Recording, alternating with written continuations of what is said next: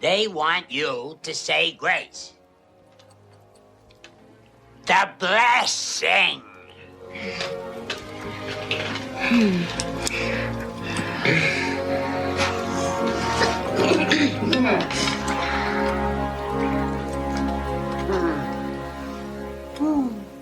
I pledge allegiance to the flag of the United States of America and to the republic for which it stands.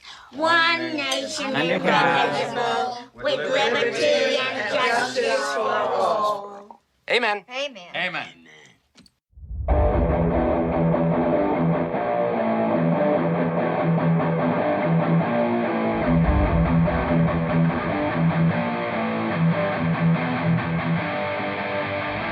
Hey everyone, welcome to episode 131 of Formidable Opponents, a show that pits three people who have known each other virtually their entire lives in a series of conversations as we argue what is best in a variety of fun, engaging, and critical pop culture topics we all debate about.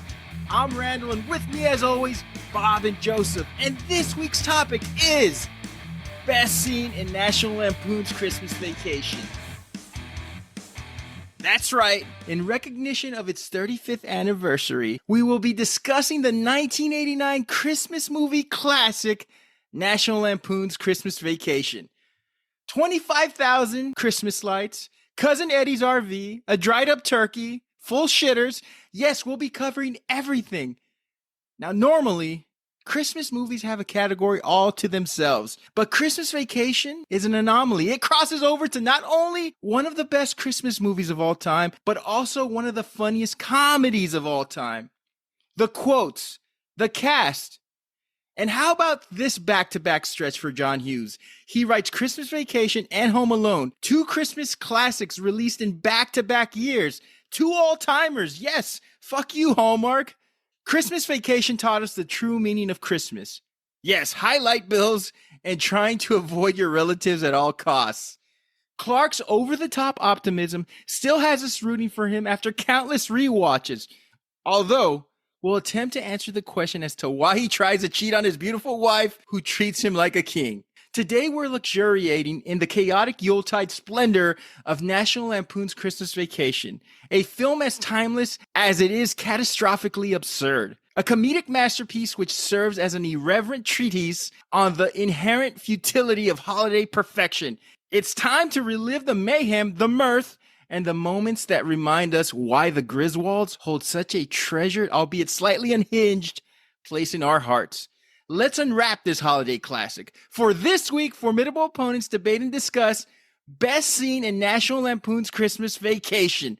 With me, as always, are the jolliest bunch of assholes this side of the nut house. Bob and Joseph, how are you guys doing? What? Was I on mute the whole time? What's going on, guys? What's up, everybody? How you doing? For those of you that are still with us after that vocabulary lesson, Merry Christmas, Happy Holidays. Thanks for sticking around. Merry Christmas, everybody. What's going on? Filthy animals. Good to see you. I mean, or good, whatever. You know what I mean. Glad for you to hear me. Yeah, that. So What's going on, everybody? That time of year, guys, Christmas time, and we are talking about a true movie classic. I think we're all in agreement. When we discuss the pantheon of all-time Christmas movies, National Lampoon's Christmas Vacation has to be up there, right? Definitely. Oh, yeah. It's definitely number one. I think we debated we best did. Christmas movie, and I'm pretty sure I picked this, and I'm pretty sure everybody agreed with me as well. Besides Home Alone, Everybody because that Home you Alone talked is to. Fucking amazing. Home Alone is number, and we just discussed it in What our. did I always pick? in Did I the pick head. Jingle All the Way? I think I You picked picked Jingle All the Way. Yes, Joseph's yes. got a hard on for Arnold Schwarzenegger, folks. well, He loves him. And okay, Sinbad. There's Turkey two Kid. movies, as Randy just mentioned in that well thought out introduction that he didn't piece together like 5 different times because he fucked up. Home Alone Swear, we promise. and Christmas Vacation. Like you named the two that are probably the GOAT, or at least in everybody's top 5. So what was I supposed to do? I picked one of my Right. favorite ones. Well, you know, have you Jingle all seen the way. have you seen Arnold Schwarzenegger lately? He's doing some Santa Claus movie. He's dressed up as Santa Claus Really? walking around New York. Yeah, so expect another It's not Christmas just him. movie. I mean, he's old. It might just be him in a sweater, and I'm assuming. Red is his favorite color. How are you? Hello, ho, ho. So, guys, we're heading down. This is our last episode of the year.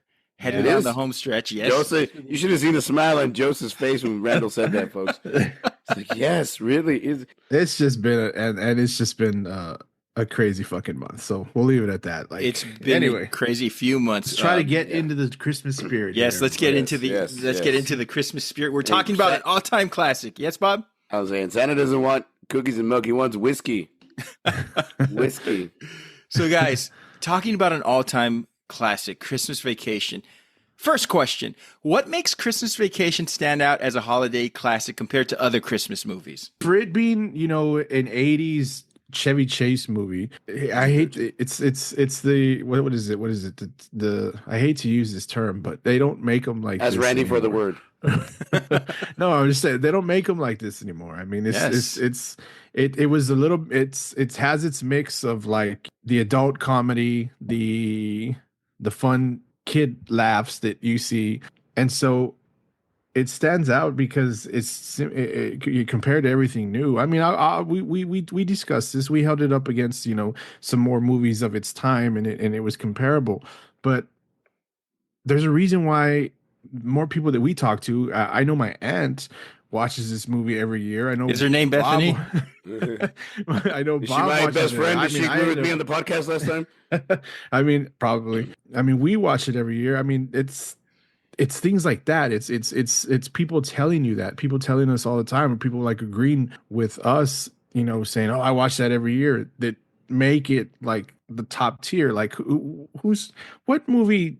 What other than maybe Home Alone and more movies of the around this time? What other movie do people say that? What other movies do people say? Oh, I watch that one every year. I watch that every year. I could think of I'm sure there's people. Yeah, I know you guys you aren't got kids. Yeah, so you gotta watch. I think Elf and Christmas Story. Yeah, Christmas Story for sure. Yeah, because it's very nostalgic. But Elf, no, I've had enough of Will Ferrell. I've had enough of that. But Bob, what makes Christmas Vacation such a standout classic? It has a little bit of everything. Trying to add on to what Joseph said. It's raunchy. It's got adult comedy. But it still has that family fun. It still has that Christmas moral and that Christmas spirit, and has the bad in-laws. It has people losing their shit and not agreeing on the holidays. Like, it's very realistic, and it's also very over the top and very out there and very, like, again, talking about the moral of the story. Like, it's all about family. It's not about the money. It's not about just being together. You know what I mean? I love the fact that it has that great mix of everything. And I think that's what makes it a classic, because at the end of the movie, you're not left laughing. You're left like kind of like smiling and laughing and like feeling good inside, because of it's a Christmas movie at heart. And he's such a good guy. I mean, not in real life, but in the movie, he's such a good guy. You love that, man. And I love all the little one-liners and like very smart comedy, that the subtle comedy that's in there. You have to pick up and pay attention to watch. Along with like the outlandish bullshit that they throw out there. The shitter's full. It's got a little bit of everything. And I think that's what makes it ultimately a classic, because it has something for everyone in the family that watches. This is a rated PG-13 movie. Hard to believe, because there's some language there. I think there's some... I think the ratings back then were different. Yeah, they were different. Yeah, there's a nipple, I think. I think we saw it at the pool. But anyway, so my thing is that, okay, I just watched a Christmas movie a couple of months ago, or last month, I should say. I watched Red One with The Rock and Chris Evans. Oh, I need to see that. Yeah, I need to see that too. It's a good movie, but wait, did you download the Betamax version or the real version? But my complaint about that movie is that it doesn't know who its audience is. I took the kids, and it's not so much a kids movie, but there's some elements for children. The thing about National Lampoon's Christmas Vacation is that even though there's some adult content, your kids will love this movie, because there's a pratfalls, there's hilarity, there's a lot of just comedic chase scenes and just hijinks. And so I think this movie does what a movie like The Red One couldn't do, is that it attracts all audience, and it's aiming for all audiences. I think the only nitpick I have is What fucking family would invite both sets of in-laws to stay for 10 days? I mean, I would say, your family's Mexican, Randy. You know this happens. It only happens once, so then it's never done again, but it happens. In-laws for 10 days, both sets. Is that the worst decision in movie history outside of... Careful with your next words, sir. Careful. Our wives listen to this as well, sir. I want to ask, is that the worst decision in movie history outside of Fredo betraying Michael and getting on that boat? Because... you got to be mad to have both sets of in-laws for 10 days. I wouldn't invite any family member over for 10 days at my house, okay? I mean, I think a weekend is plenty. Friday to Saturday days. And Sunday, hey, it's time to go home. Yeah, I think 10 days is way too many. Way too many. Yeah, one too many. To finish off my points, I think Clark Griswold as an everyman is just a great character to relate to. Despite Chevy Chase being a notorious ass in real life, he has a quality about his look and his movements that doesn't detract from the joke. His looks his looks do not detract from the subtleties of the joke. It's a heartfelt message. The movie gives out a heartfelt message about family because no matter the failure or the disappointment, Dad's heart was in the right place. Dad did all these things to make his family happy and for his kids to experience what Christmas meant for him. So although we talk at length about the humor and the chaos, ultimately this movie is about a father trying to give his family the best experience. The tree, the swimming pool, the lights, it's all for them. Okay, next question, guys. Is this Chevy Chase's best performance? Yes, I think so, man. I mean, I really do love his character in Caddyshack. I mean, Caddyshack is another one of those instant classic, one of my favorite movies. But I think this one, he shows like a lot of versatility in his character. He's the everyman. He's the dad. He's the flirting with the girl at the counter. He's the crazy lunatic one. He's the one like trying not to lose his shit with his family, with his wife's family because they're his family now. Like I think he's a very well-rounded character in this movie. So I think this might be his best, dude. I don't know, Joe. I don't know, Three Amigos. you gotta throw that out there. I love Three Amigos, but I think that Steve Martin and Martin Short stand out a little bit more than Chevy Chase does in that way. I guess they have maybe because they have more speaking lines and they dance, right? Possibly. I mean, if you look at his whole catalog of movies, his time in the 80s and the early 90s, I can't compare his performance in the following vacation movies as opposed to this one. I will say Vegas Vacation, he is very funny in Vegas Vacation. I'd say it's on par with his performance in Christmas Vacation, but I don't know.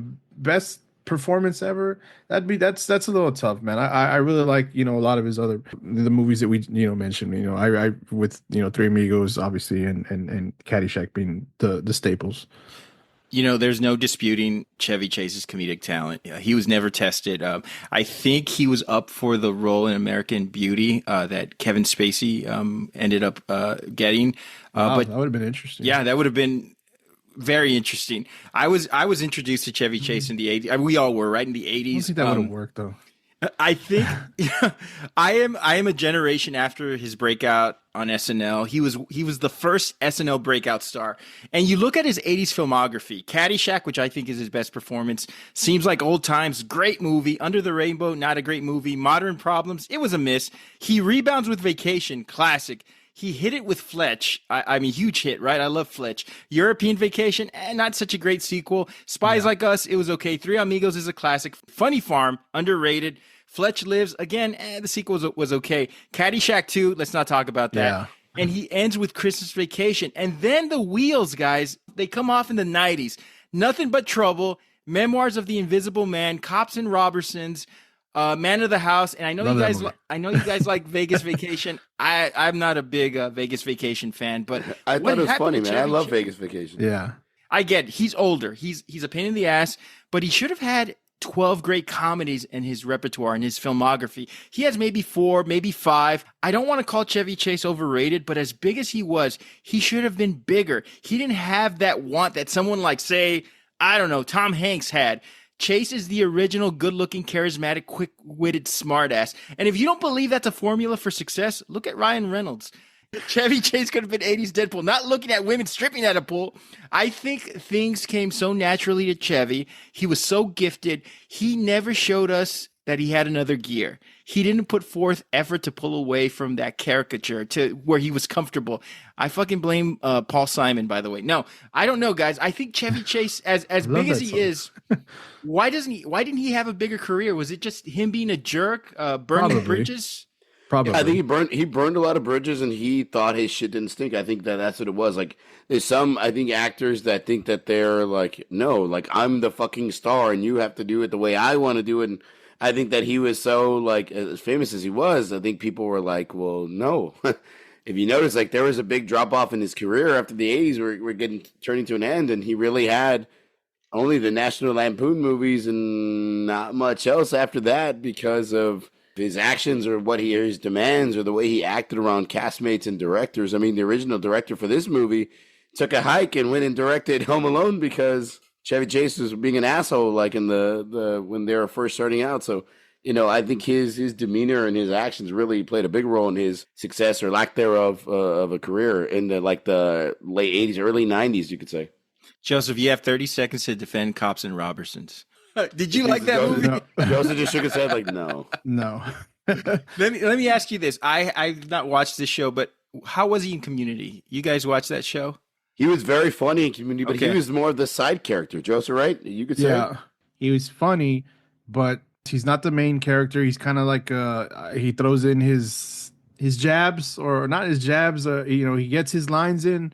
This is at peak, like we're finding out, like he's like, and Joe McHale has said this on numerous occasions that just he was a fucking asshole. Like he couldn't stand him. It's funny that you mentioned Joel McHale because he plays an asshole in The Bear. I'm wondering where he derived that inspiration from. Do you think it was all those years around Chevy? How could you be upset? How could you be upset with Allison Brie in the cast? I don't know, but yeah, I mean Chevy Chase's reputation precedes, and I think that's why he didn't have as big a career. I mean, the 80s were great, but after that, nothing else happened for Chevy. He just kind of remained a constant as a childhood sort of comedic talent that we all admired growing up. I don't think we had an adulthood where we were watching Chevy Chase movies in the theater, and it's just a disappointing fact. Next question, guys. Is Cousin Eddie the MVP of this movie? No. Very, very funny, very, very funny sidekick character that comes in late. But Chevy Chase is the fucking he is the MVP without a doubt, They worked good with each other. Yeah. They're back in, their characters back and forth. Very, very much a hilarious sidekick. I don't know why I went into that voice. Sidekick. Anyway, but no, he's not the MVP. Very funny, but yeah, like Bob said, it's all Chevy all the way. We're gonna get into it too, like the other characters that kind of come in. His I can't remember the names, but like the rest of his family that come in. They want you to say that guy. Like he's like Uncle Lewis. Uncle Lewis has his own lines that they get fed into it, but it is very much Chevy or Clark's character driving the machine, The same things, guys. As he's a great sidekick, he's a great side character. He's very funny. A lot of like fun little one-liners and like facial expressions. But that's a gift that keeps on giving throughout the year. Like I fucking love that. Like his one. Don't get too comfortable with it. We're taking it with us when we leave next month. Like a lot of great one-liners. Shitter's full. Obviously, that's the go-to line for a lot of people. For me, Shitter's Clark. full. Yeah, save the neck for me, Clark. Fucking funny. I think he hits with a lot of great one-liners, and I think that's what his character is like perfect for. In this Didn't movie. they try to give him a movie? I don't remember. I think didn't he have a direct-to-video Cousin Eddie's? I mean, that's pretty much all you get with Dennis Quaid. I mean, Randy Quaid. I'm sorry. I marvel at the chemistry between Randy Quaid and Chevy Chase, and I was thinking, I bet these guys hate each other because we've heard that Chevy Chase's reputation is somebody who's not easy to work with, and I think Randy Quaid is out there. But everywhere I looked, all the research I did, they got along very well. They still do like events together. So those are two oddballs who really got along, and that's why their chemistry was so good. Credit John Hughes, because Cousin Eddie was more of an R-rated character on the original Vacation movie. There's some lines there that don't age well that we can't probably mention on this podcast. He managed to make him a rated PG-13 version of the Cousin Eddie character, and for some reason he made him even funnier than the original Vacation movie. And that's not an easy task to do. So credit to John Hughes, who made somebody so eccentric but sweet, inappropriate, overly enthusiastic. He was this relative who makes every gathering unforgettable, for better or for worse. We all have that relative, right, Bob? He's my cousin. Bobby's your uncle. Yeah. Eddie Yeah. has Not anymore though. You can just see. You can move on. We just move on. Eddie has the best quotes, and I mean, I think he steals the show. But the fact that Clark is a multidimensional character with heart, it saves the movie from Eddie hijacking it. So I agree with you guys. I think it's 100% Chevy Chase driven, but that ensemble just fantastic.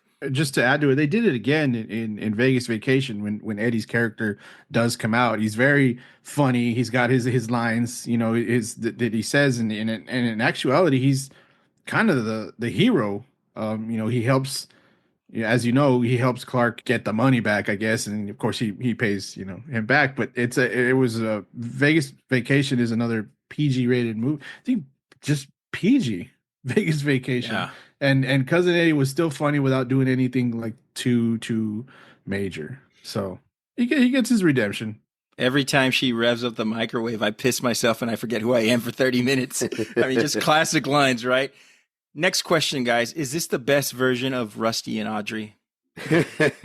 I don't know, man. In Vegas Vacation, they had a good. Yeah, I was about to say. I mean, they have Anthony Michael Hall too in the original National Lampoon's Vacation. So, like, I love that they change him up every movie. So I think that's like it's something that's really clever and really fun. So I wouldn't say who's the best, who's the worst. I think this is great.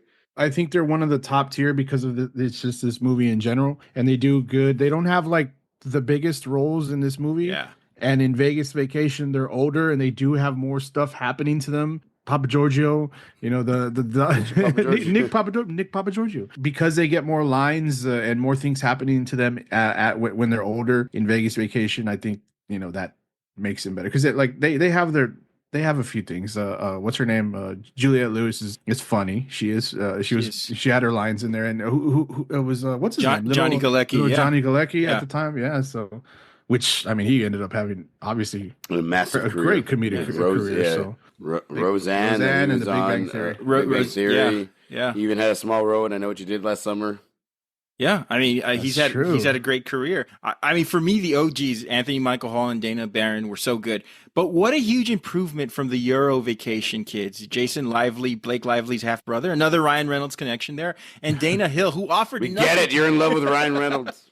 Who have nothing to offer in those roles. I thought that's why European Vacation wasn't such a great sequel, because I thought the kids weren't that great. But Johnny Galecki and Juliette Lewis, I thought were great. And it helps that they had sustainable careers outside of the movies or of the franchise than other than Anthony Michael Hall. They had great careers, right?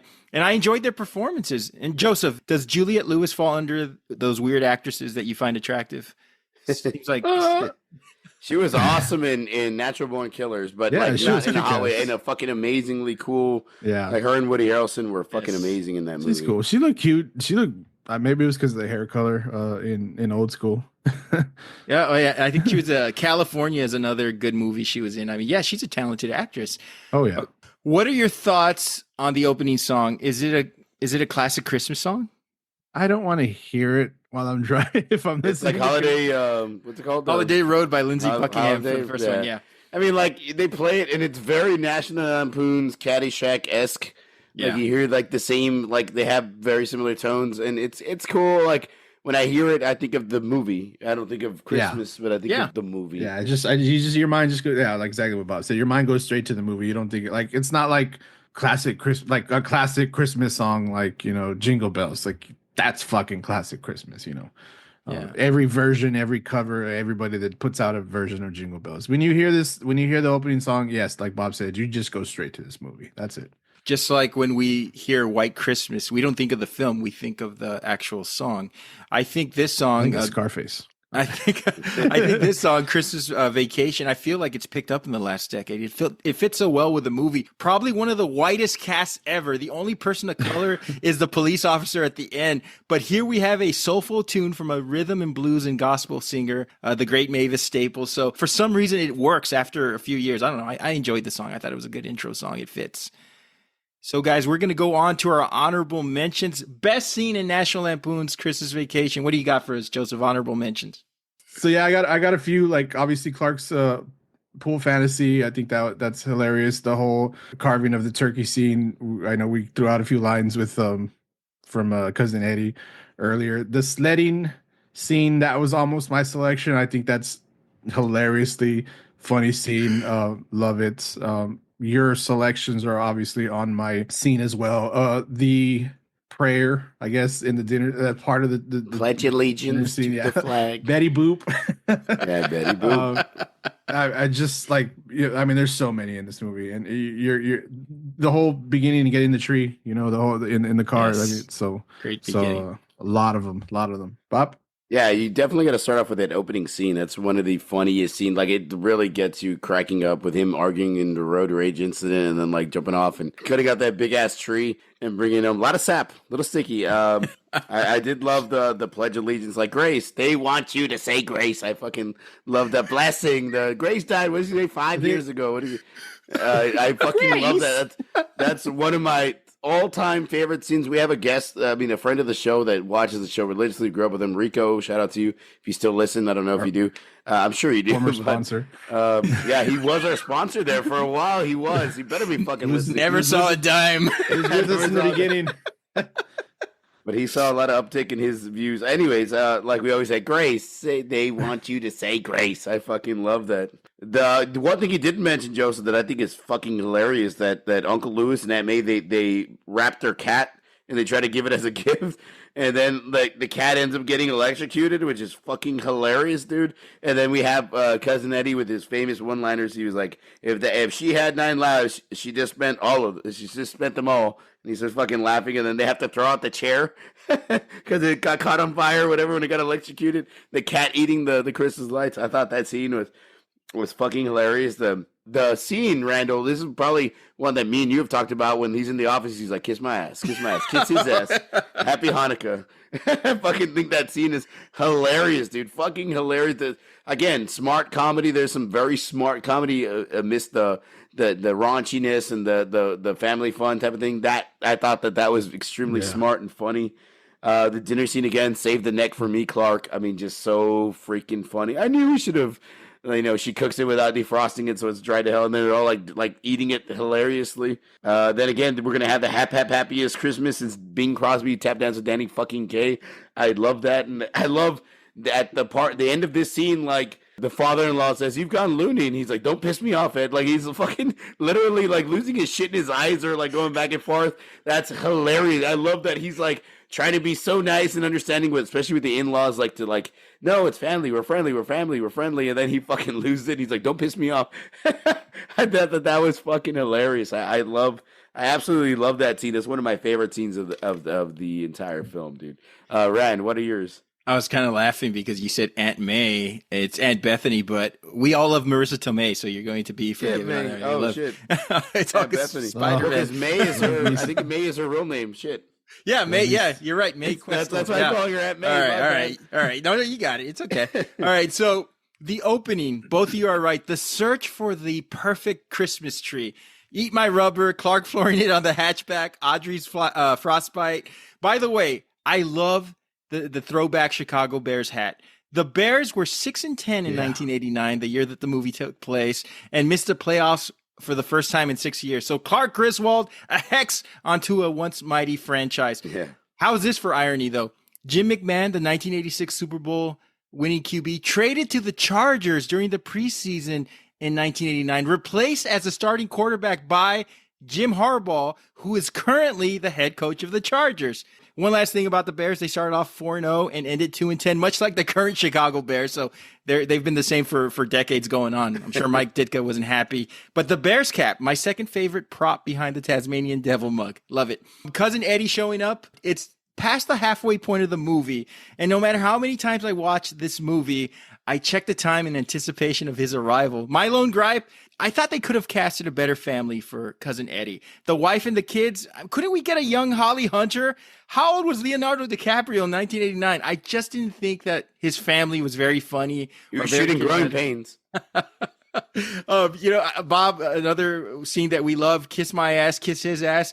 That had to have been improvised. Clark's funniest moments is when he has a bit of venom in him, right? The one complaint I have about that, his coworker, Bill, played by that guy, Sam McMurray. Yeah, you guys plays that guy in every movie, right? The late 80s, early 90s, like that guy. He's kind of a douche, but he's kind of like he plays that character in every movie. The one thing is Sam McMurray is such a talented guy. If you haven't seen Raising Arizona, he's fantastic. Yeah, I wish they would have given him a funny scene in this. It seems like everybody got showcased except for him. Everybody had a line or physical comedy, but Sam McMurray, he's in 2 or 3 scenes. Doesn't have anything funny to do. So I think that was a missed opportunity. Maybe it was on the cutting floor. Even the boss got a funny scene where he's like, Clark's talking to him. He's like, okay, I got a phone call. Hey, get me somebody. He's telling the secretary, just so you won't have to talk to Clark anymore. Like, even he got a funny line. Another great scene, the dead cat.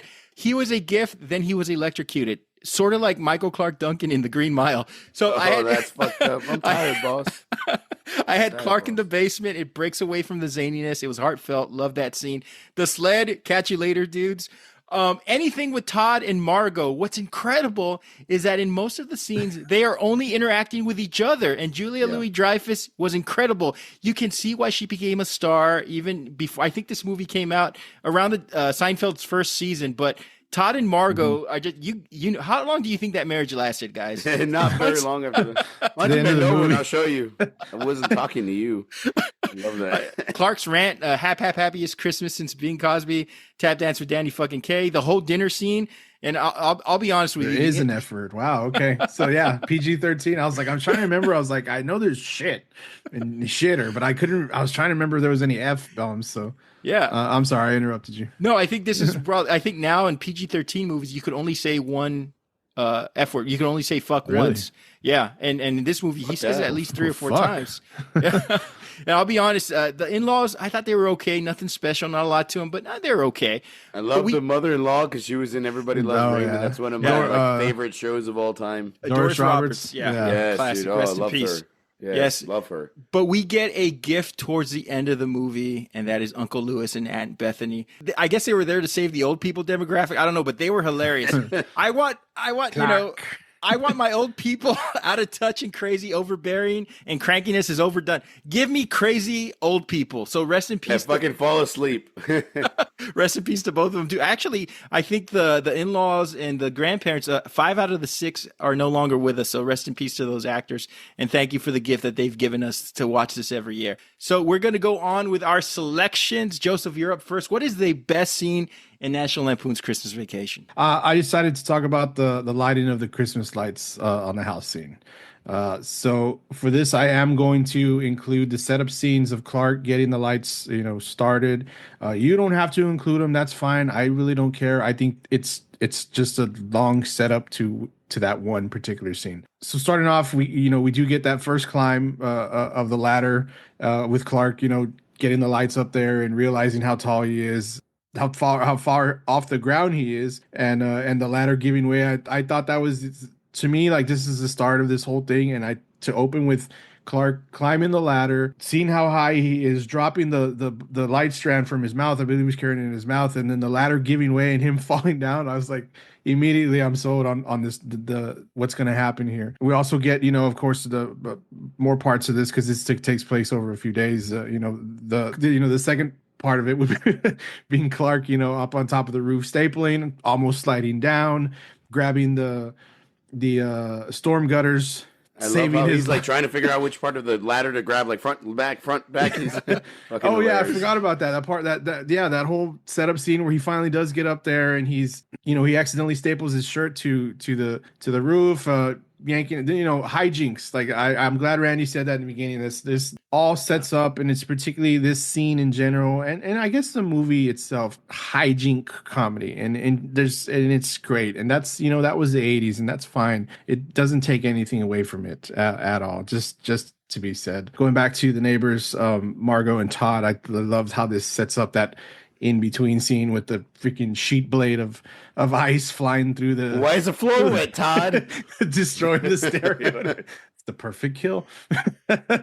Yeah, that whole scene. Why is the carpet all wet, Todd? I don't know, Margot. What a great house, by the way, right? I know, right? What the fuck This was do? incredible. All modern for the 80s. That was, the modern fancy, I guess, living, expensive stuff, whatever. The whole first attempt at getting the lights on, the joy to the world, and nothing happening. I love it. Drum roll, please. Drum roll. Thank you, Bob. It wasn't me. It was Red. Okay. Anyway, to the main part. I'm sorry. So the main part, I think this is where you both are going to focus on, and like I said, that's fine. Yes. The second attempt at this is the. By the way, this is the 8th scene you're talking about. Go ahead. It's all the lighting of the lights. All right, go ahead. Anyway, more family hijinks. Of course, the light's not working. The lights on the side are twinkling.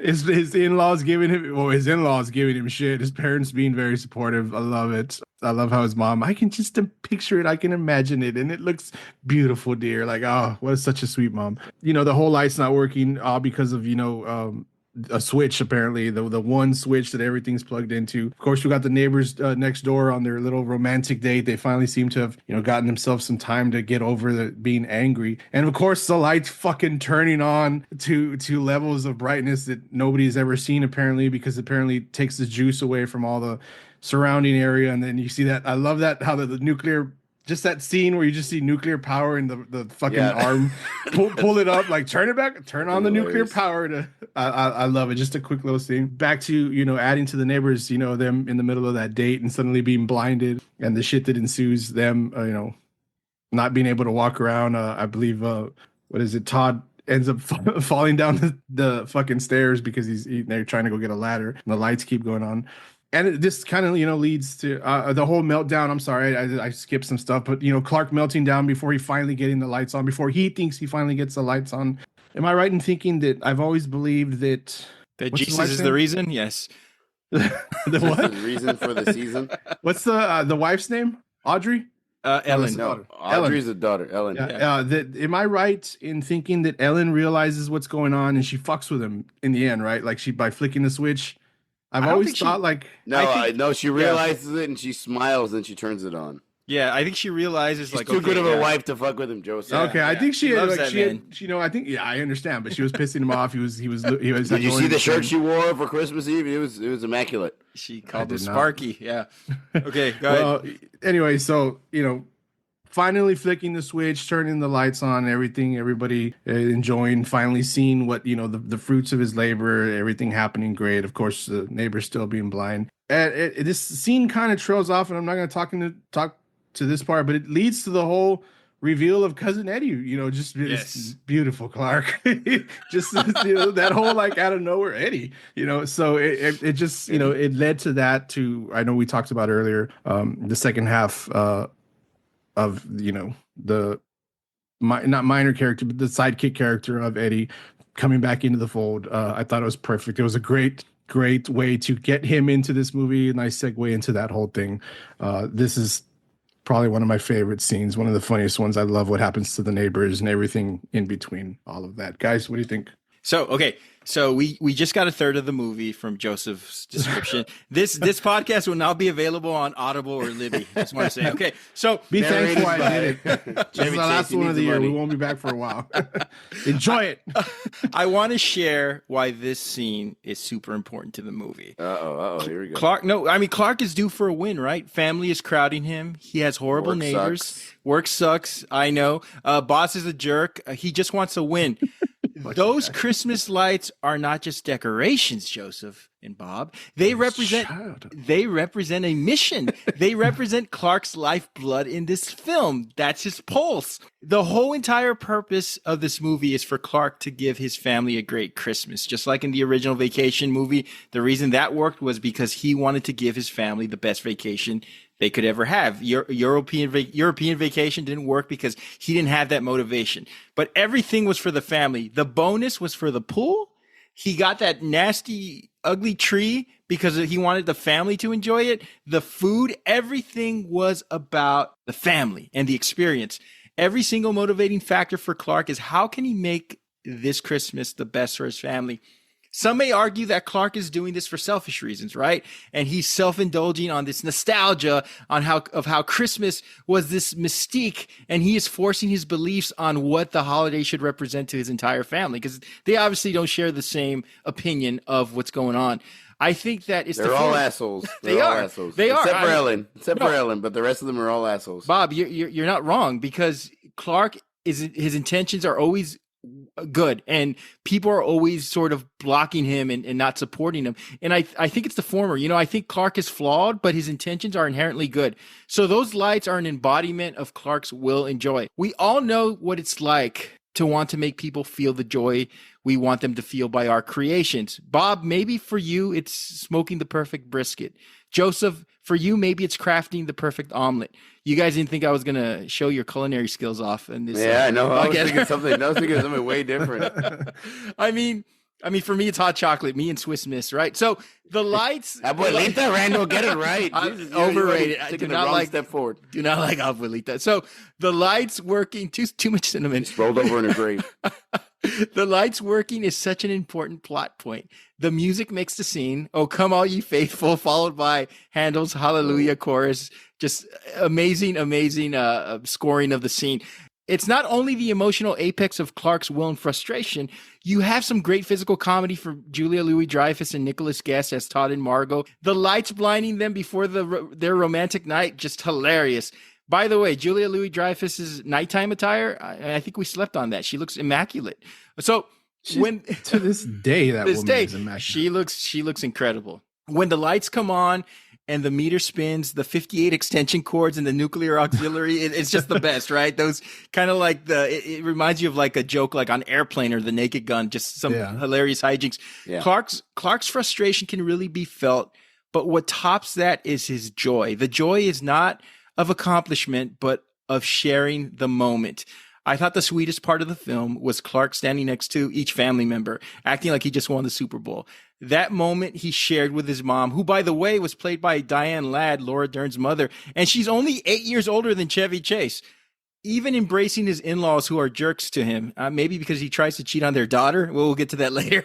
The best part is we get Cousin Eddie's intro, as you mentioned, Joseph. I hope you didn't do this on our account, Clark. This is where the movie goes from great to an all-time classic. But my only gripe with this scene, it's a brilliant scene. And by the way, credit Jeremy Chechik, the director and the cinematographer, because this movie is a really beautiful movie. If you watch it, it pops. I mean, for 1989, this movie looks fantastic. But my only gripe is, how did they not see the RV pull up? That thing is nasty. It makes noise. How did Cousin Eddie just pop in and the RV's on the other side of everybody? Can somebody? I think he was already there. I've thought about that too. I think he was already there. He just hadn't like made him his. Well, I mean, but they were outside for a while too. So yeah, you're right. It's a little. Or maybe Clark was just too focused on the lights. I don't know. Who knows? But I mean, it's still funny. What do you think, Bob? It's one of the scenes that shows you how important Christmas is to Clark at the beginning of the movie. I mean, or in the middle of the movie. It also introduces Cousin Eddie. I know Joseph went off and like he kind of stretched the scene over the entirety of the movie, but that's okay. I really do love this scene. I think it's awesome when he finally plugs it in and his wife Ellen finally flips the switch and they turn on, and it's like, you know, this magical scene with the meter running and everything like that. Very funny, very cool. It's a good scene, man. I think it's a great scene. It's like one of those scenes where everybody would like to. I think that whole night lights or night light fights or light fights stupid show that they had on ABC. I think people started becoming more aware of their decorations and how bold and how crazy they can be with their Christmas stuff because of this movie. So this led to more and more outdoor decorations and more husbands falling off a roof. So good job, National Lampoon's Christmas Vacation. But I think it's the cause of it. It's a great scene. I love this. Again, it's the introduction of Cousin Eddie, who's always hilarious. And I love how he's like, Clark's there crying and he's like, Mom and Dad. And he's trying to hug like the in-laws and the father-in-law. Like I said, he's like, yeah, those little lights aren't twinkling. And he's like, yeah, thanks for pointing that out. Dickhead. I think that's hilarious. But yeah, it's a really great scene, Joseph. Good pick. Excellent. Yeah, and it's the heart of the movie, Clark creating this great experience for everybody, not just himself. But excellent pick, Joseph. Bob, what do you got for us? Oh, okay. It starts off with Clark's father yelling "squirrel." Okay, so it's the squirrel scene. I think it's funniest scene of this movie, or one of the funniest scenes of this movie, because it's really hard to pick. But the squirrel getting in the Christmas tree, and I love how the ant is the one that's like, you hear a squeaking noise, and he's like, you couldn't hear anything coming out of a dump truck. You know, their husband's giving her shit, and the squirrel ends up jumping out of the Christmas tree, which I find extremely hilarious. This is part of that like dumb, funny, like outlandish humor. A little fun fact that I learned that They actually had a squirrel trainer on set. They were training the squirrel for this scene. And by the time they got up to the scene, it's the day of the shoot. The fucking squirrel dies, so they had to bring in, another squirrel. They had to bring in, of course, an anatomic squirrel that was on top of Clark's back, which I loved. He's like the Brandon Lee of squirrels. Yeah, he's like the fucking Brandon. This is the Lassie of squirrels. God damn it, got paid premium. I love how the mother passes out when she sees it. I love how the aunt and uncle are just like the aunt's they're sewing. The uncle's passed out with a cigar in his mouth, and everybody else is kind of like freaking out and running around. The best part of it is the mom passes out, and then we're all there hiding. Like Clark takes off his jacket, and he's like, "Get a shovel, get a hammer." Like, why? I'm gonna throw my jacket over to him, smash its head in. And the fucking mother-in-law passes out with that, and everybody like freaks out and like moans and groans because Clark wants to kill the damn squirrel. I love how it turns into this huge like chase scene where it's like on his back, and they run up the stairs and they run back down the stairs, and then the dog gets involved and it chases the squirrel into the kitchen and on the table and everything, and then it accumulates and ends.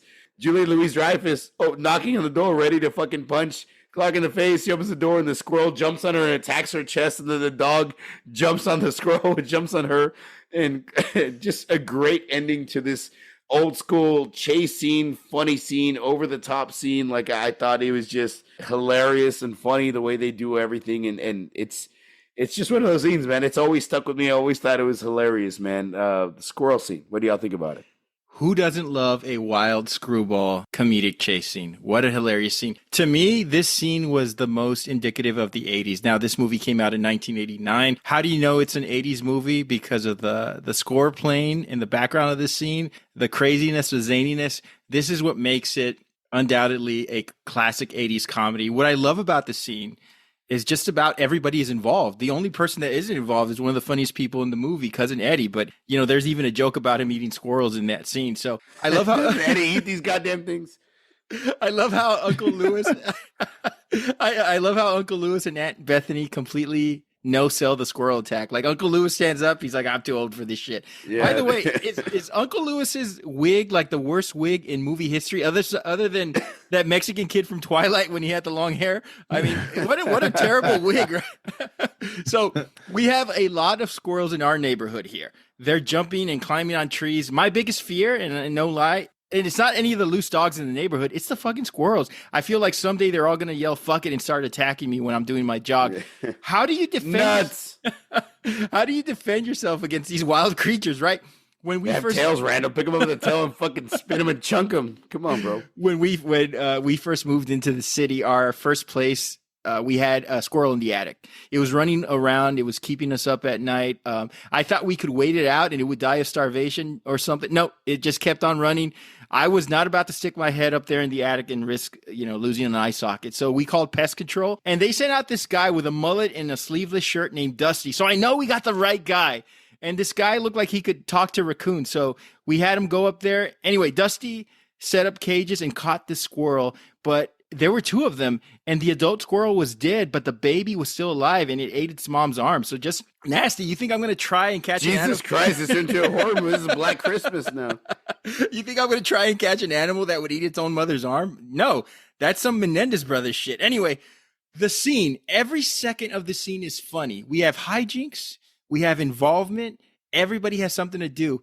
By this point, we have a new dog, right? It seems like Snots, they replaced not only the squirrel, the dog had like a different color to his, to his abdomen. So we have a new Snots, totally different from the dog that we were introduced to. He was smashing the door like a horror movie, like Cujo. He was chasing the squirrel. Once that squirrel starts flying, that's a different battle. You're not catching that thing. I love how Clark's dad says, I'm going in with him. When they get back to the living room to catch the squirrel, it's like, oh, this is a mission now. We got to catch this thing. We're going to put it into the Christmas sack and hammer it. And that's when the mother-in-law faints. This scene has such good energy. And what a funny, great, just zany scene. This is like Pet Sematary meets Cujo, meets The Shining, meets Clue. I mean, just a lot of just good mix in the scene. My favorite part is Margot punching the shit out of Todd after she gets attacked by the dog and the squirrel. What happened to you, pal? I mean, such a great, funny scene. And you know what, Bob? I think by this time of the movie, this is what the movie needed. I think at the time we were kind of in a lull, and then this pops up totally unexpected. Yeah. I mean, yeah, we killed a cat. What else are we going to do with these animals? I mean, just an incredibly funny scene. What do you think, Joseph? I love how it starts off with the, Aunt Bethany and Uncle Lewis. And that's one of the, I love his voice. So, Uncle Lewis they want you to say the black.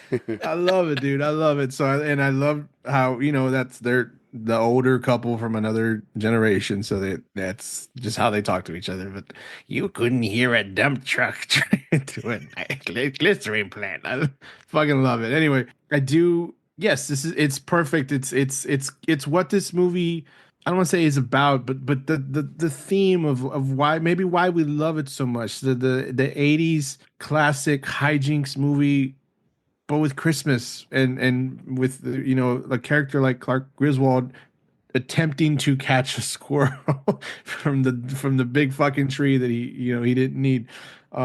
One of my favorite parts is when they're all running up everybody's running, everybody's panicking, everybody's running up the stairs, and they did a pretty good job of putting like a fake ass squirrel attached to Clark's back. I think that was a dead one. They all run away from him and he runs with them. Yeah, that's he runs with them, but the fucking squirrel's right behind him. All like I love it, dude. I love it. Just that's fun. It's subtle things like that. Like okay, like they didn't, because when he comes down, it's not on him. So obviously it removed himself from the shirt while they were up there, but. And subtle things like that. It's a little, I loved like how you said, Randy, when his dad's like, I'm going in, like I'm gonna help him, like because you're right. At this point it needs to happen, obviously, right? Like if a fucking squirrel's in the house, you gotta do what you can to try and get it out. I like the beginning. For one of the funny little parts too in the beginning, of the setup to this is Clark, doing what he's doing with the tree with the gifts, and then he pulls out the lingerie and hangs it on the tree like an ornament. Oh yeah. What the fuck's he doing? Like I don't know if he was trying to be like secretive or like subtle. Everybody's right there in the living room. Like what are you doing? But yeah, it's like tinsel. He hangs it on the fucking branch. I love the chasing. I love and the what's going on outside of it. Margot and Todd arguing. They're like, go fucking over there and tell him, like what everything that happens. Go over there and sock that man in the face. Yeah, it's a classic hijinks scene in an already great movie, and it's hilarious. It's funny, like I said, that just the subtleties of it are very funny, and I love that it adds to it. Like I said, my favorite part was seeing the fucking squirrel on Clark's back as everybody's running up. So great pick. Great. I mean, this whole movie, dude. This whole movie. I mean, it's hilarious. Classic. We're wrapping up with my selection for best scene in National Lampoon's Christmas Vacation. And by the way, shout outs to you, Bob. I didn't know about the squirrel. It's like the squirrel. They treated the squirrel like Fast 10 treated Paul Walker. Yeah, fuck yeah, they replaced him. Anyway, so shout outs to the squirrel. Rest in peace. My selection is Clark flirts with Mary, the sales associate at the mall. There is nothing, ladies and gentlemen, more painfully awkward and unintentionally funny than a middle-aged man thinking he's still got it. So for a little background, Clark is at the mall and is being helped by a gorgeous sales associate played by Nicolette Scorsese. How can we best describe Nicolette Scorsese's attractiveness? She's like a cross between a random hot woman who walks into Al Bundy's shoe store and Martin Scorsese. And Martin Scorsese with an 80s hairband video vixen. She has that perfect late 80s, early 90s look that you'll see in music videos and in TV shows and late night HBO, Friday night after dark movies. I mean, just perfect, right? She has that very era-specific look. Clark is being helped by Mary, the sales associate. Chevy Chase does his absolute best Chevy Chase here. The awkwardness, the facial expressions, the wordplay, the series of Freudian slips, but it doesn't end there. He is full-on attempting to begin the process of adultery on spot in public, his son at the mall during Christmas. As much of a dick move that this is, Chevy Chase gives this playful harmlessness that not every actor can convincingly pull off. I mean, can you imagine Tom Cruise in that scene with his intensity and his craziness? I mean, mall security would have been called. But Chevy Chase makes what is such a horrible thing to do, joking that his wife is dead, into one of the funniest scenes in the movie. My favorite part is the fake laugh. That combo of the wheezy laugh and the hand signaling is so hilarious. Every guy has done that fake laugh when talking to someone who they are attracted to. The goofy, outlandish, turn your head guffaw. I mean, he nails it perfectly. That is really the worst. And seeing your dad in an I still got it moment, it's just so painful. I know I saw my dad do it. It was painful. I'm sure other people who are listening, maybe your dad was flirting with the checkout clerk or the drive-through person, and it was just so awkward. It's just so painful to watch. At Starlight Chicken. Starlight Chicken, right? You got an extra piece. What's absolutely crazy is that Clark is supposed to be our hero. He represents family, Christmas, and hope. And for him to do this stupid shit and us still like him after the fact is pure unbridled talent. Let me say this in defense of Ellen Griswold, played by Beverly D'Angelo. She is a beautiful woman. I mean, that blouse that you talked about earlier, Bob, during the party, immaculate, right? She always sticks up for Clark. She believes in him. She puts He's really digging his own grave, isn't he, Joe? She puts up with his crazy antics. And, she's got a little freak in her, right? I mean, we saw this, the camcorder striptease exhibition in European Vacation. She's got a little freak in her. Plus, she's also in a relationship with Al Pacino. Wow. So Clark has this great wife. And this is the second out of 3 movies where he's actively trying to seduce some other woman with his family in the same vicinity. Even when he imagines his family at the pool, he starts fantasizing about Mary. After some painfully awkward flirting, Rusty comes in. He busts his dad. Chevy Chase has a surprised look, and the scene ends. I mean, it's just brilliant. I want to point out that although 3 actors are involved in the scene, it's all Chevy. This was like Shawn Michaels wrestling a ladder during a match when someone else was in the ring with him. Just give Chevy Chase a scenario and let him cook. Just brilliant. Old guys painfully flirting never goes out of style. Just funny stuff. What do you guys think? Obviously, a hilarious scene. I love that. It's like the old guy sitting at Hooters that's like, oh, she called me sweetie, so he's going to give her an extra tip, and he thinks, I still got it. That type of thing. I think it's fucking hilarious. I love the fact that you mentioned it. I mean, it's pretty harmless until he's like, oh, not for my wife.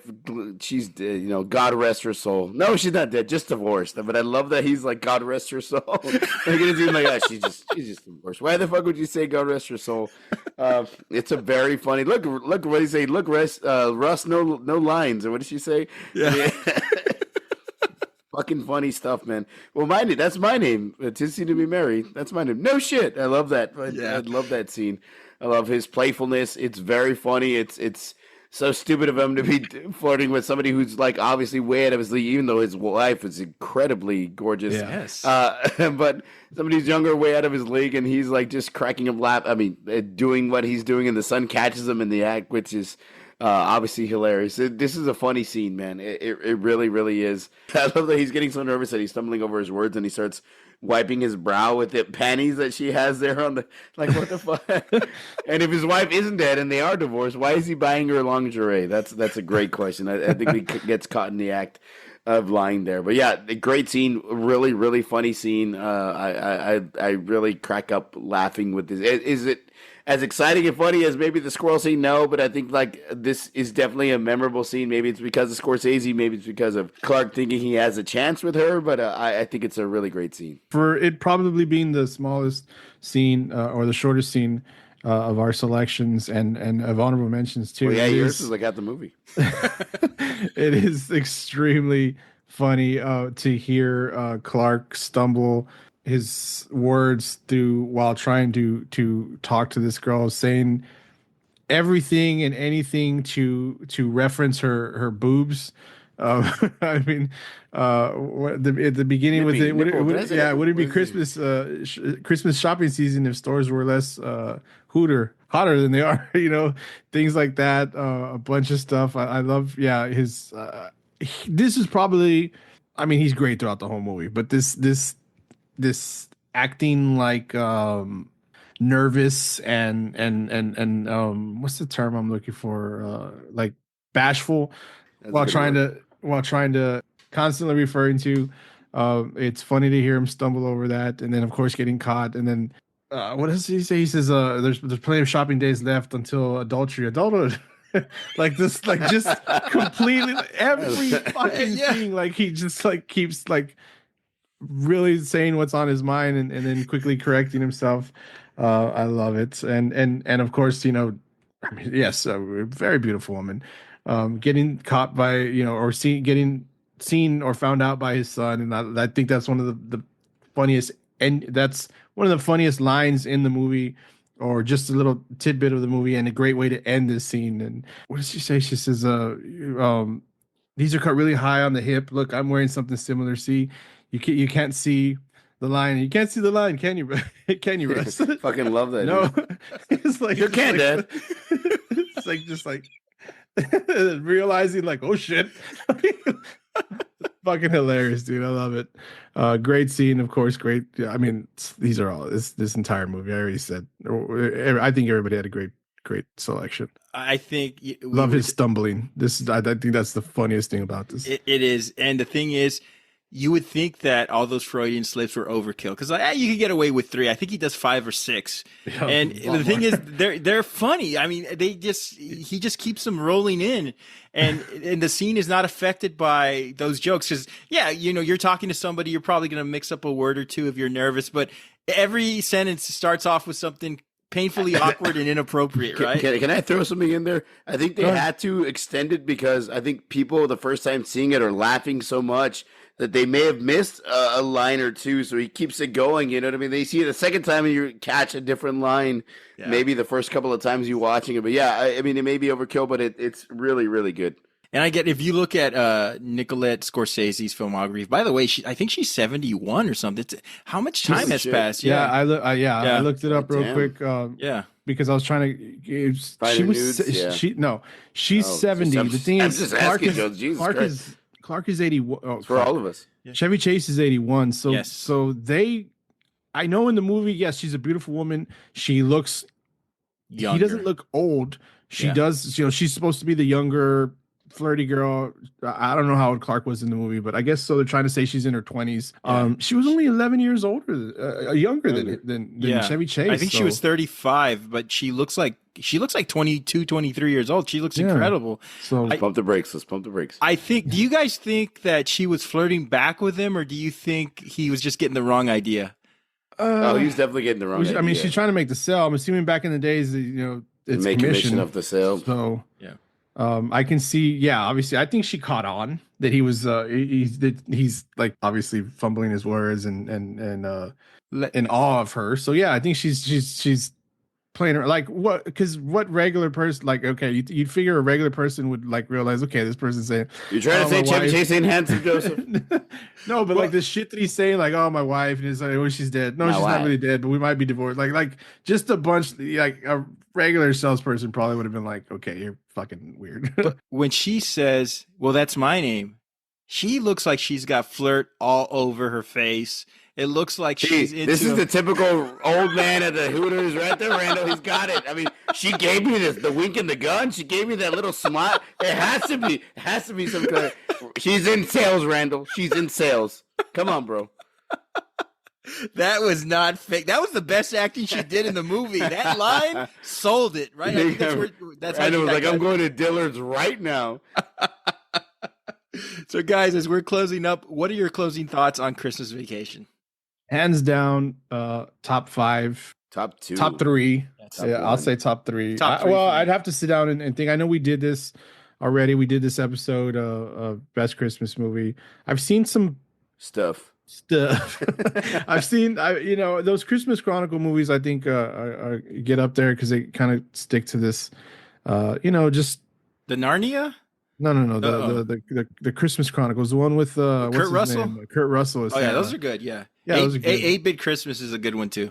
Yeah, I haven't seen that one. Yeah. But I mean, this is by far, and if for some reason you haven't seen it, do yourself a favor and give it a try at least. I mean, I know it's like trying to tell. If they haven't seen it by now, Joseph, they're not our people. Yeah, they're not. They're not our people, Joseph. I know, like Randy has your son seen it at this point? Yeah, he loves it. Yeah, he saw it. I mean, even my kids who are oblivious to everything have fucking seen us watching it. So yeah. By the way, there's a drinking game.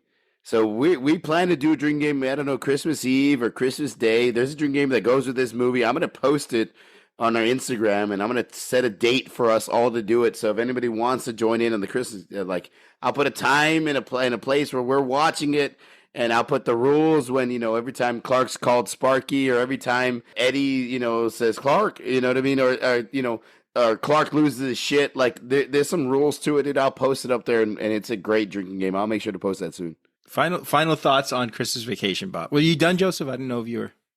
Yeah, pretty much.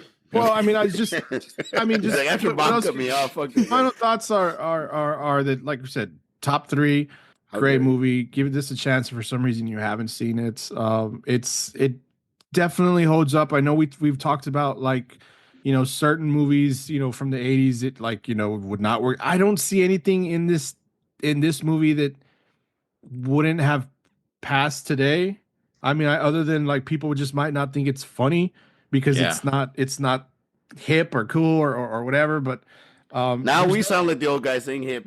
We're Randall nodded in very much approval. He's like, yes, hip. It's not hip. Well, our birthdays are approaching. So. Yeah, but Joseph and Bob. Bring me that down, bro. Joseph and Bob, they've tried this though with Ed Helms and Christina Applegate.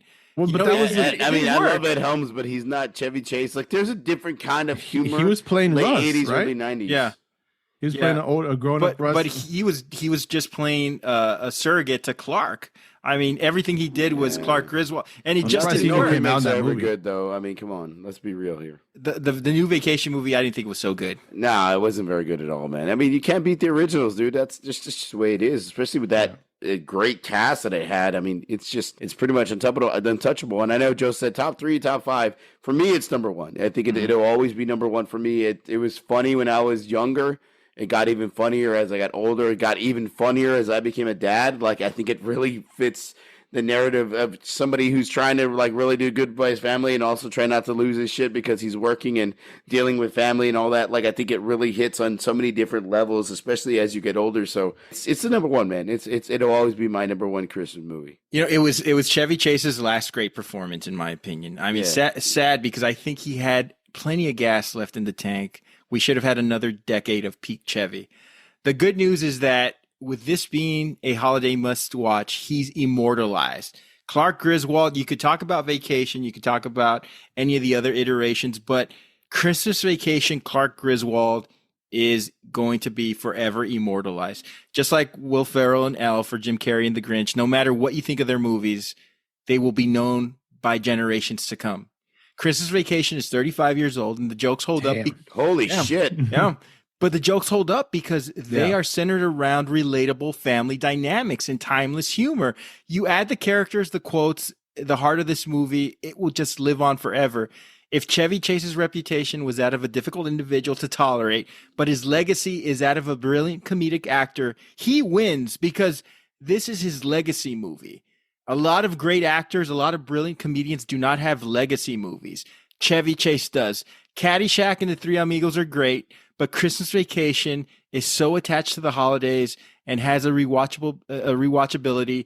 He will always be remembered, and those of us who enjoyed watching him, I mean, we will forever be indebted to the comedy that he's provided us. So I think Chevy Chase is the big winner of this film. Guys, before we wrap up, any new Christmas movies that you've watched over the past month or so? No, not gonna say. I watched Deadpool. I know you mentioned Ryan Reynolds like 8 times. I watched Deadpool and Wolverine, which is really great. So you know that was. There's a lot of different Ryan Reynolds versions in there, Randall. So get your fill. Christmas movies. I've seen Home Alone. I've seen. Obviously, I've saw Christmas Vacation. I want to see the red one. I mean, that one looks really good. Yeah, I've been meaning to check that out. Jingle All the Way would be cool to see, Joe. I really feel like watching Revenge of the Nerds. I know it's not a Christmas movie, but that movie just makes me laugh. What about you, Joseph? Any new Christmas movies or classics that you're catching? New? No. We'll have to wait until I see Red One. I've seen recently. I saw Black Christmas also. Oh, you did? That's what I want to watch one of the horror. The original. Yeah. So I'm gonna need to check one of those out too, though, because we had a Friday the 13th and Christmas, which I love. I've seen up to this point. I've seen Home Alone 2, which honestly I think is a pretty damn good sequel as far as sequels. It's a great sequel. You're just a big fan of Pierce Brosnan. What's his name? Pierce Morgan as the pigeon lady. Have you seen that meme? Fucking hilarious. It's him, bro. I don't give a fuck. It's him. I know, right? I've seen that. I just saw the you know what? It's a more recent one, which I was like, you know what? I haven't seen that since it came out. The Guardians of the Galaxy Christmas thing. I saw that. I was like, you know what's good? I forgot how good this movie is. It's funny. This little Christmas special. What else have I seen? Oh yeah, of course I've seen National Lampoon a few times. We watched this like in November. We started right after Thanksgiving. I saw it the other day for this, just to enjoy it again before we recorded this. I got a few things I like to watch Noel, because I love me some Anna Kendrick. The first Noel? No, the movie called Noel. Oh. But yeah, no, man, I'll go to my classics like the my usuals, Nightmare Before Christmas, things like that. I've heard like critics trashed Red One. They did. I'm not looking for like the most blockbusterist fucking movie of all time. I just want to see. Did anybody else see Silent Night last year with the dude from Stranger Things and John Leguizamo? Did anybody see that one? I did. I liked it. It's good. It's good. It's good. Yeah. Yeah. I need to see that one. Yeah, I want to see it's a good movie. Yeah. Definitely something different. I did watch 2 new Christmas movies. Both of you are going to make fun of me for this, but I'm just going to go ahead and say I did watch Our Little Secret starring Lindsay Lohan. Not a great movie, but it's not a bad movie. Never heard it. She looks better. Yeah, no, and that's my point, Bob. It's I love good. me some Lindsay. Good for her. It's good to see her back and looking healthy, and this is for serious. Sure. Oh yeah, sure. Thank goodness she looks fantastic. She looks like she's happy. Healthy. I think she had a kid, right? too. Didn't she have a kid as well or something? I think so. I think good for her, man. Good I for hope her. she gets like the full on like comeback if she wants to, like, because this was like a what was this movie? I've never heard of it. It's on Netflix. Okay, so it's a Netflix movie, but like actually, aren't they doing like The Parent Trap too? So this is a big return for her as far as she deserves it. Hollywood movies, it's a Disney Hollywood movie, so good for her, man. It couldn't. I know we're not going to get into this, but it couldn't have been easy for her. I mean, according to Randy, he can still get into it because he's a very handsome older man like Hooter. Okay, sorry. Go ahead. I'm sorry. But yeah, she's very, very looking very, very wonderful and healthy and happy and good for her. Yeah, I'm with you. What was this movie? It's called Our Little Secret. It's not a great movie, but you know what? She's not bad in it. She's actually like. What was the other one? She hasn't lost her touch. The other one was Hot Frosty. So listen, I know I'll make fun of you more for that one. Could I make a few points? You need to explain to the audience what Hot Frosty is. It sounds like kind of like a snowball, kind of like a just Cincinnati bow tie. I won't go into the plot, but listen, I know Hallmark wants to go younger, and they are giving Lacey Chabert the boot. But look, because she stars in this, they are. They want to go younger. I think her and like Candace, what's her name? Candace Cameron. Yeah, no, Beret. She's over there doing her, They want to other movies. Yes, they want to go younger, but family. But kudos to Netflix picking up Lacey Chabert for this one. Look, she's in the LeBron James joins the Lakers era of her Christmas movie career. She can still do 5 more years. She can still do 5 more years. Trying to get her kids in the movie. Lacey Chabert can do whatever she wants. She still looks very funny, young. talented woman. Good to see her. Yes. There's some beer that she's apparently there's some beer cans at our local grocery store that have her, like, it's like a Christmas beer, and it's like her and they drew a caricature of her. And we need to buy it so we can post it, or at least take a picture so we can post it on our Instagram. All right.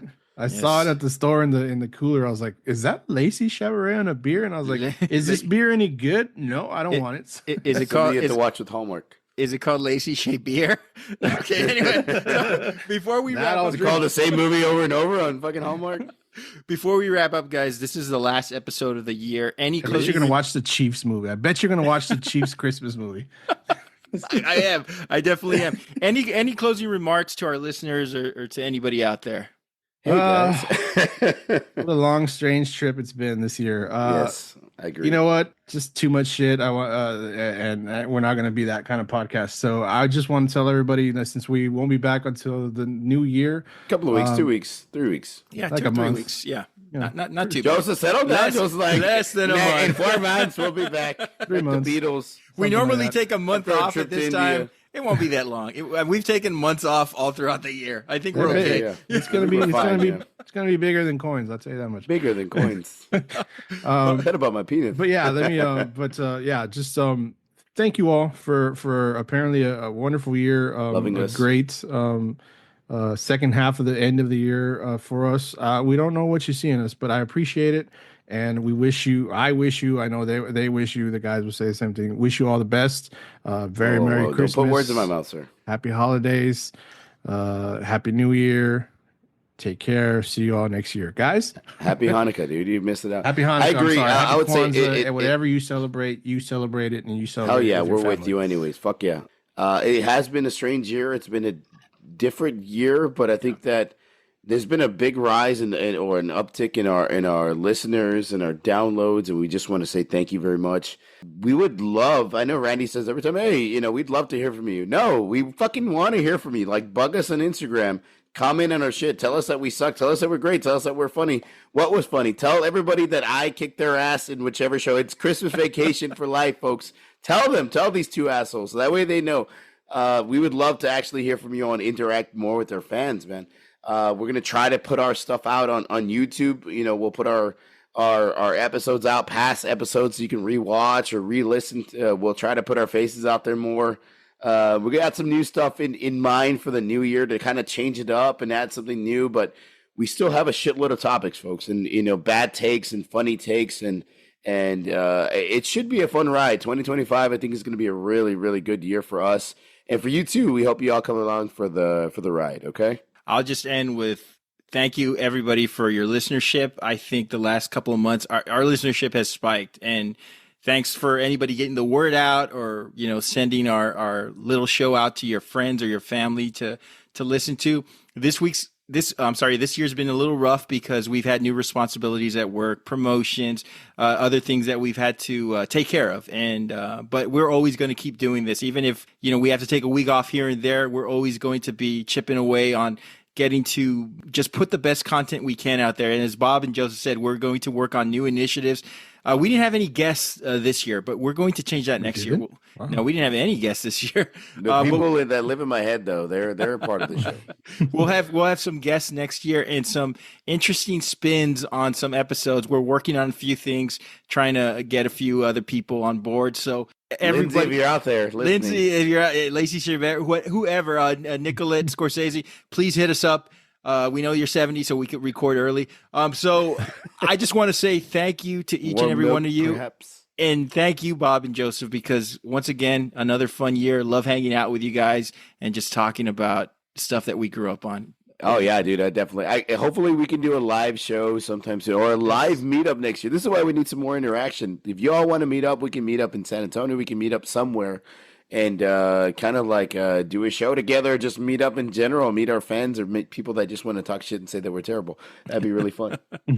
Thank you all so much. And that's our show, everyone. Listeners, we'd love to hear from you. Hit us up and let us know what you think the best scene in National Lampoon's Christmas Vacation is. Most importantly, let us know what you think about the show. You may reach us at formidableopponents@gmail.com and follow us on all forms of social media by searching for Formidable Opponents. We want to thank Creative Little Pill for all her great artwork and all her great artwork throughout the year.